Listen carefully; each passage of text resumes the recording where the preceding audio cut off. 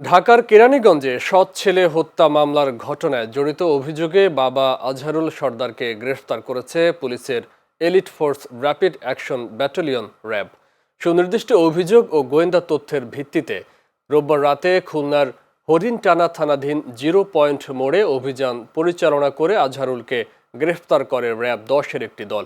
আজ দুপুরে রাজধানীর কারওয়ান বাজারে র্যাব মিডিয়া সেন্টারে আয়োজিত সংবাদ সম্মেলনে র্যাব 10-এর অধিনায়ক মোহাম্মদ কামরুজ্জামান এসব তথ্য নিশ্চিত করেন।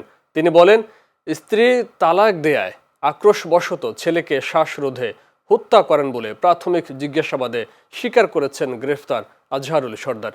এদিকে ঢাকা জেলার কেরানীগঞ্জ মডেল থানাধীন ঘাটারচর এলাকায় র্যাপিড অ্যাকশন ব্যাটালিয়ন র্যাব 2-এর একটি বিশেষ অভিযানে বিদেশি পিস্তল, 10 রাউন্ড গুলি ও একটি ম্যাগাজিন উদ্ধার সহ 5 জনকে গ্রেফতার করা হয়েছে বলে জানিয়েছেন র্যাব 2-এর উপ অধিনায়ক মেজর মোহাম্মদ নাজবুল্লাহেল ওয়াদুদ।